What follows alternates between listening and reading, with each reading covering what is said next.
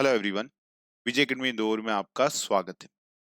तो इस वीडियो में हम बात करने वाले हैं एक वैकेंसी के ऊपर जो निकली है सीबीएसई की तरफ से। तो ये किन के लिए एक अच्छी वैकेंसी है? तो देखिए, जो कॉमर्स के स्टूडेंट हैं जिन्होंने ट्वेल्थ किया हो या बीकॉम किया हुआ है और एमबीए किया हुआ है, तो उन सभी स्टूडेंट के लिए काफी अच्छी वैकेंसी है। तो डिटेल में डिस्कस करते हैं कि वैकेंसी क्या है, क्या क्या सिलेबस है, कैसे आप तैयारी कर सकते हैं। हर एक बात को इसमें डिटेल में डिस्कस करेंगे। तो देखिए, सबसे पहली जो वैकेंसी कॉमर्स वाली है उस पर बात करते हैं केवल। तो एक जो वैकेंसी निकल कर आई है वो ग्रुप ए में है। वो है अकाउंट ऑफिसर की, लेवल 10। इसमें कितनी टोटल पोस्ट है? तो 3 पोस्ट है इसमें। और ग्रुप जो सी है, ग्रुप सी है, उसमें है अकाउंटेंट और जूनियर अकाउंटेंट की पोस्ट है। तो अकाउंटेंट की जो पोस्ट है वो कितनी है? वो है 7 पोस्ट। और जूनियर अकाउंटेंट में है 20 पोस्ट। तो ऐसे अप्रोक्स अगर हम तीनों ही वैकेंसी को मिला लें तो अप्रोक्स 30 पोस्ट के लिए ये वैकेंसी है कॉमर्स के स्टूडेंट के लिए। ठीक है, तो कॉमर्स के स्टूडेंट के लिए तो जो फोकस आपको रखना चाहिए वो किस पर रखना चाहिए? अकाउंटेंट और जूनियर अकाउंटेंट के लिए। आप अकाउंट ऑफिसर के लिए भी फोकस कर सकते हैं और भर सकते हैं, बट इसमें जो वैकेंसी है वो केवल 3 ही है। तो पहले बात करते हैं अकाउंट ऑफिसर में। और एज लिमिट कितनी है? तो एज लिमिट है, जो मैक्सिमम एज लिमिट है वो अकाउंट ऑफिसर के लिए है 35 वर्ष और अकाउंटेंट के लिए है 30 वर्ष की और जूनियर अकाउंटेंट के लिए है 27 वर्ष।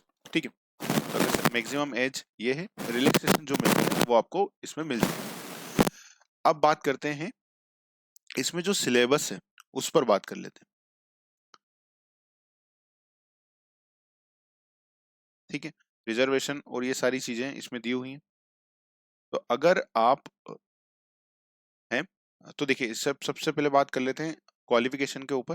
क्वालिफिकेशन तो देखिए, अकाउंट ऑफिसर की पोस्ट के लिए आप फिल करेंगे अगर फॉर्म, तो आपके लिए पास क्या क्वालिफिकेशन होना चाहिए? तो बैचलर डिग्री होना चाहिए यूनिवर्सिटी से, जिसमें जो सब्जेक्ट हो वो किसमें हो? अकाउंट्स, फाइनेंस, मतलब जो बीकॉम होना चाहिए आपके पास। या आपके पास क्या हो जाना चाहिए? या आपके पास एमबीए है, एमबीए फाइनेंस में। अगर आपके पास सीए की डिग्री है या आईसीए मतलब सीए में करा हुआ है, तो आप अकाउंट ऑफिसर के लिए फॉर्म फिल कर सकते हैं। ठीक है, तो अगर आपके पास बीकॉम है तो भी। मैक्सिमम एज कितनी है इसमें? तो 35 ईयर, 35 वर्ष मैक्सिमम है। तो ये चीजें आपके पास होनी चाहिए। अब बात करते हैं किसके ऊपर? अकाउंटेंट और जूनियर अकाउंटेंट के ऊपर। तो देखिए, अकाउंटेंट के लिए जो ग्रुप सी में आ रहा है, ठीक है, और जूनियर अकाउंटेंट के लिए, तो अगर आप अकाउंटेंट की वैकेंसी फिल करते हैं तो आपके पास क्या होना चाहिए? तो आपके पास होना चाहिए बीकॉम। ठीक है, बीकॉम होना चाहिए। और यहाँ पर देखने वाली बात क्या है? एंड मतलब आपके साथ बीकॉम के साथ साथ क्या होनी चाहिए? आपकी टाइपिंग स्पीड भी होनी चाहिए। और कितनी होनी चाहिए? 35 वर्ड पर मिनट की अगर इंग्लिश टाइपिंग है। और अगर हिंदी टाइपिंग है तो उसमें कितनी होनी चाहिए आपकी? अगर हिंदी टाइपिंग करते हैं तो 30 वर्ड पर मिनट की आपकी हिंदी टाइपिंग की स्पीड कंप्यूटर पर होनी चाहिए। ठीक है, तो आपके पास बीकॉम आना चाहिए और ये स्पीड होना चाहिए। तो अभी अगर आप प्रिपरेशन करें तो साथ में ये भी करते जाएं ताकि आपकी स्पीड ये हो जाए। जूनियर अकाउंटेंट के लिए क्या है? जूनियर अकाउंटेंट के लिए काफी अच्छी बात क्या है? इसमें केवल ट्वेल्थ मांगी गई है। और जिसमें आपके जो सब्जेक्ट होंगे वो क्या होंगे? Accounts, business study, economics, commerce, entrepreneurship, है ना, फाइनेंस, बिजनेस एडमिनिस्ट्रेशन हो, टैक्सेशन हो, cost accounting as a one of subject होना चाहिए। तो मतलब अगर आपका ट्वेल्थ में कॉमर्स या ये कोई सा भी आपका सब्जेक्ट है तो आप इसके लिए फाइल फिल कर सकते हैं। किसके लिए फिल कर सकते हैं? जूनियर अकाउंटेंट के लिए। और साथ में इसमें क्या होनी चाहिए? और आपके पास होनी चाहिए वही टाइपिंग स्पीड। अगर इंग्लिश की टाइपिंग स्पीड है तो वो कितनी होनी चाहिए? 35 वर्ड पर मिनट की। और अगर हिंदी टाइपिंग है तो कितनी होनी चाहिए? 30 वर्ड पर मिनट की आपकी स्पीड होना चाहिए कंप्यूटर पर। ठीक है, इसकी एज लिमिट कितनी है? इसमें एज लिमिट है, मैक्सिमम एज जो है वो है 27 वर्ष और अकाउंटेंट में है 30 वर्ष। ठीक है, तो एज रिलैक्सेशन जो मिलता है वो आपको मिलेगा यहाँ पर। मिनिमम एज कितनी होनी चाहिए सभी के लिए? जो वैकेंसी आप देख रहे हैं उसमें मिनिमम एज आपकी 18 वर्ष तो होनी चाहिए। तो देखिए, जो ट्वेल्थ के स्टूडेंट हैं, मतलब जो ट्वेल्थ पास आउट हो चुके हैं, तो उनको बस अपनी जो है मिनिमम एज देखनी होगी कि अगर वो बीकॉम कर रहे हैं, B Com second year, third year में है, फर्स्ट ईयर में है, तो अगर आपकी एज 18 वर्ष है तो आप जूनियर अकाउंटेंट की वैकेंसी फिल कर सकते हैं। ठीक है, अब इसमें दिया है एज रिलैक्सेशन दिया हुआ है 5 वर्ष का एसटी एससी के लिए, ओबीसी के लिए। नॉन क्रिमिनल लेयर जो हैं उनके लिए 3 वर्ष का रिलैक्सेशन है, ठीक है। और ऐसे ही सारे रिलैक्सेशन यहाँ पर दिए हुए हैं, तो एक बार देख लीजिएगा। और वुमन के लिए जो है, महिलाओं के लिए 10 वर्ष का रिलैक्सेशन दिया गया है, तो एक अच्छी बात है। तो देखिएगा, जो डेट ऑफ बर्थ है वो कहाँ से देखेंगे, तो 10वीं की आपकी मार्कशीट है उससे देखेंगे। अब बात कर लेते हैं फीस के लिए। तो देखो फीस कितने लगने वाली है, तो फीस लगने वाली है, अगर आप अनरिजर्व कैटेगरी ओबीसी ईडब्ल्यूएस से आते हैं तो आपके लिए कितनी फीस लगने वाली है, तो आपके लिए फीस लगने वाली है 1500 रुपए। किसके लिए, अगर आप ग्रुप ए की पोस्ट भरेंगे, ग्रुप ए पोस्ट जो दी हुई है उसमें अगर आप फॉर्म फिल करेंगे, मतलब जो अकाउंट ऑफिसर की पोस्ट है, जो 3 पोस्ट है, अगर हम बीकॉम वाली बात करें तो जो 3 पोस्ट है, अगर आप उस 3 पोस्ट के लिए फॉर्म फिल करने वाले हैं तो आपको कितने रुपए फीस लगेगी, 1500 रुपए। और जो ग्रुप बी और सी, तो ग्रुप बी और सी में फिर कौन सी वाली आएंगी अपनी वैकेंसी, जो अकाउंटेंट और जूनियर अकाउंटेंट, जो अभी हमने रिसेंटली बात करी ये वाली, ये देखिए ग्रुप सी में आ रही है। तो इनके लिए अगर आप फॉर्म भरेंगे तो आपके पास कितने फीस आपको लगने वाली है, तो 800 रुपए ईच पोस्ट। मतलब अगर आप अकाउंटेंट की भरेंगे, जूनियर अकाउंटेंट की भरेंगे, तो हर के लिए आपको 800 रुपए देने होंगे, ठीक है। और अगर आप एस टी एस सी से आते हैं, एक सर्विसमैन है, वुमन है, तो ये सब आपको यहाँ पर कोई फीस लगने नहीं वाली है। तो एस टी एस सी से अगर आप बिलोंग करते हैं तो आपको ये फॉर्म फिल करना ही चाहिए। तो ये तो हो गई फीस की बात, ऊपर एज की बात हमने कर ली है। अब बात करते हैं किसके ऊपर ऑनलाइन फॉर्म फिल होगा, तो ये बात ध्यान रखिएगा, पेमेंट सब चीजें ऑनलाइन होंगी, तो जरूर से भरिएगा ये। अब बात करते हैं किसके ऊपर, अब बात कर लेते हैं एग्जामिनेशन के ऊपर। तो देखिए एग्जामिनेशन के ऊपर बात कर लेते हैं, अकाउंट ऑफिसर की एग्जामिनेशन के ऊपर बात कर लेते हैं कि उसमें आपको क्या देखना है। तो अकाउंट ऑफिसर की जो वैकेंसी है उसमें जब आप फॉर्म फिल करेंगे, मतलब जो 3 पोस्ट है उसके लिए अगर आप फॉर्म फिल करेंगे, उसमें जो है आपकी ईयर 1 ईयर 1 में क्या होगा, तो एमसीक्यू बेस्ड है ये पूरी एग्जाम।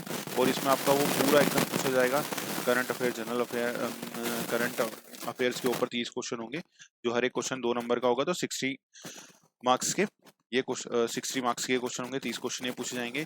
रीजनिंग से 30 क्वेश्चन होंगे, डेटा इंटरप्रिटेशन से 30 क्वेश्चन होंगे, हिंदी से आपसे क्वेश्चन पूछे जाएंगे 15, इंग्लिश से आपसे क्वेश्चन पूछे जाएंगे 15, और कंप्यूटर से related, basic knowledge of computer operation से रिलेटेड 30 क्वेश्चन पूछे जाएंगे। तो ऐसे टोटल आपसे पूछे जाएंगे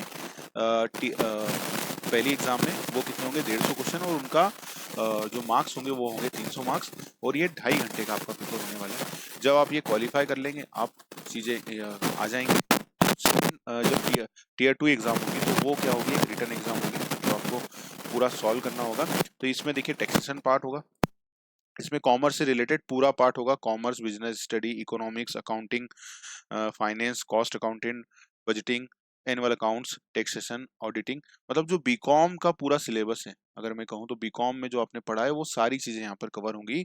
और आपको कितने मार्क्स का ये पेपर होगा, टोटल मार्क्स का, तो वो होगा 160 मार्क्स का, 3 घंटे का ये पेपर होगा, ठीक है।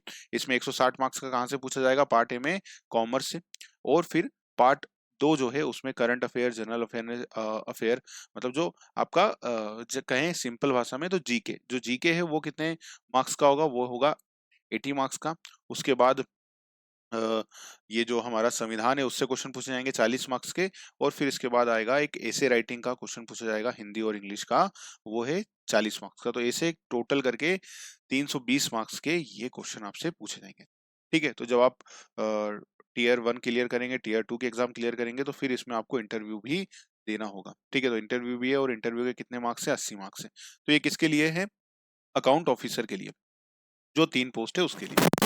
अब बात करते हैं इसके ऊपर अकाउंटेंट और जूनियर अकाउंटेंट।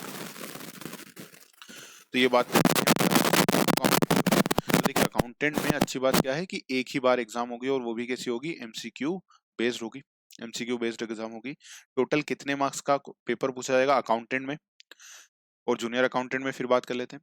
तो देखिए अकाउंटेंट में जो टोटल क्वेश्चन पूछे जाएंगे वो पूछे जाएंगे 150, और कितने मार्क्स के होंगे, 300 मार्क्स के, मतलब एक क्वेश्चन के 2 मार्क्स हैं।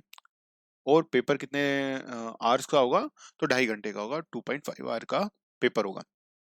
पार्ट 1 में क्या है, तो पार्ट 1 में आपका है general knowledge and current affairs, school education और examination board and its administration, है ना। तो ये सबसे रिलेटेड क्वेश्चन पूछे जाएंगे, कितने क्वेश्चन पूछे जाएंगे, 20 क्वेश्चन पूछे जाएंगे। कितने मार्क्स के होंगे, 40 मार्क्स के होंगे।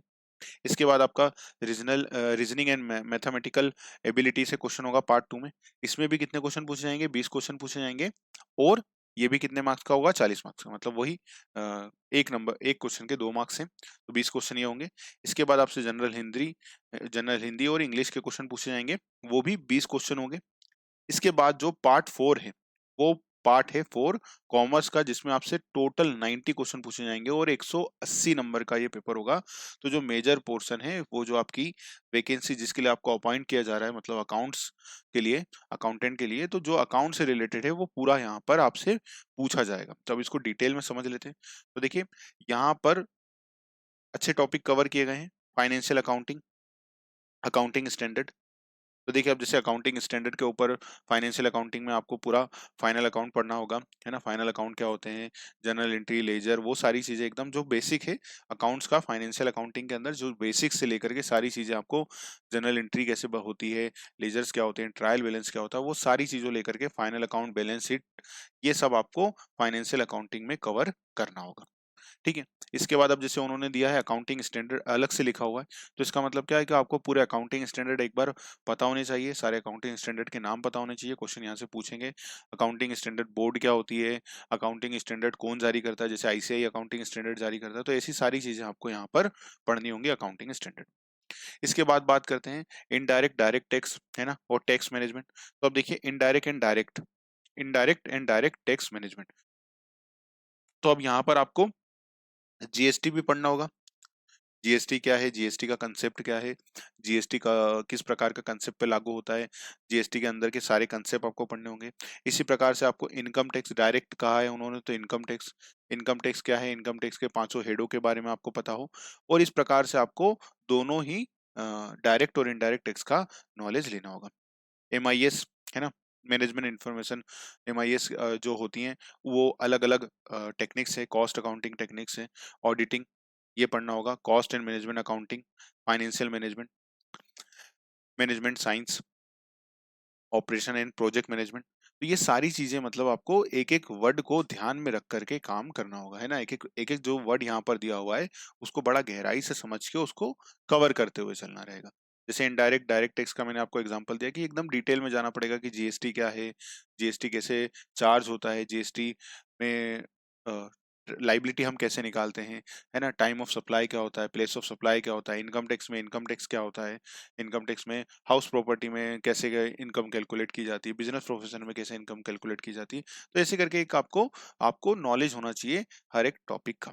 तो इस प्रकार से ये कवर किया जाएगा पार्ट 4 में, और जो मेजर पोर्शन होगा आपका कितना, 90 मार्क्स का। तो ये तो बात किसकी हो गई, अकाउंटेंट की। अब बात करते हैं किसके ऊपर, अब बात करते हैं जूनियर अकाउंटेंट के ऊपर। जूनियर अकाउंटेंट में क्या ध्यान रखने वाली बात है कि इसमें आपसे 12th मांगी गई है। तो एक अच्छी बात है ये 12th, मतलब एकदम आप अभी एजुकेशन कर भी रहे हैं अपना, और आपकी 18 वर्ष से ऊपर उम्र हो गई है, 18 प्लस हैं आप, तो आप इस वैकेंसी को फिल जरूर से कर सकते हैं। ठीक है। पार्ट 1 में इसमें भी क्या पूछा जाएगा, वही जीके आपसे पूछा जाएगा 20 नंबर का, 20 क्वेश्चन पूछे जाएंगे 40 मार्क्स के। इसके बाद आपसे पूछा जाएगा रीजनिंग, वो भी कितने क्वेश्चन, 20 क्वेश्चन 40 मार्क्स के। और इसके बाद आपसे जनरल हिंदी और इंग्लिश पूछे जाएंगे, वो भी कितने, 20 क्वेश्चन 40 मार्क्स के। इसके बाद आपसे पूछा जाएगा पूरा अकाउंट्स, कितने मार्क्स का है वो, 60 क्वेश्चन है 120 मार्क्स के। और कितने आर का पेपर होगा, तो 2 आर का पेपर होगा आपका ये पूरा। ठीक है। तो इसमें भी मेजर पोर्शन किसका, मतलब 50%, अगर आप देखें तो 20-20 क्वेश्चन है, और एक 240 में से 50% जो वेटेज है वो किसका है, आपके मेन कोर सब्जेक्ट का, मतलब जो कॉमर्स पोर्शन है उसका। तो आपको इस पर पूरा फोकस करना होगा। तो इसमें क्या क्या टॉपिक है, तो देखिए इसमें पूरा आपका 11th और 12th का जो अकाउंट्स है उन्होंने पूरा कवर करा है।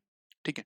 Introduction of government accounting system in government budgeting, fundamental. अब तो ये ऊपर के 2 पॉइंट हैं वो अलग हैं, बाकी सारे आपने ऑलरेडी 11th और 12th में कवर करे होंगे, वही क्या वही आपसे पूछा जा रहा है। Fundamental principle, basic concept of accounting, है ना, financial accounting, nature and scope, limitation of financial accounting क्या है, basic concept and general accounting principle क्या है, बेसिक कंसेप्ट ऑफ अकाउंटिंग क्या है, single and double entry system क्या होता है, book of original entry, bank reconciliation statement. अब बैंक रिकंसिलिएशन स्टेटमेंट क्या होता है? तो एकदम जो आपसे 11th और 12th में जो सारी चीजें पूछी गई थी वो यहाँ पर आपको कवर करना है। ठीक है, तो एकदम से आपको पूरा कवर करना है। लेजर क्या होते हैं, जर्नल क्या होते हैं, लेजर क्या होते हैं, ट्रायल बैलेंस क्या होता है, रेक्टिफिकेशन ऑफ एरर क्या होते हैं, है ना?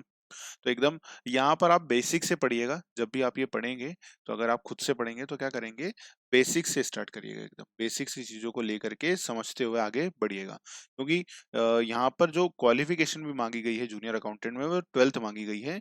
तो बहुत सारे क्वेश्चन आपको ऐसे देखने को मिलेंगे जो बेसिक कंसेप्ट पर आधारित होंगे, है ना? मनी मेजरमेंट कंसेप्ट क्या होता है, जब वो कंसेप्ट में पूछने आएंगे तो एकदम बेसिक से लेकर के आपको थोड़ा एडवांस लेवल तक जाना रहेगा और पूरा कवर करिएगा, आराम से कवर हो जाएगा। रेक्टिफिकेशन ऑफ एरर क्या है? Manufacturing and trading profit and loss, appropriation account, balance sheet, है ना?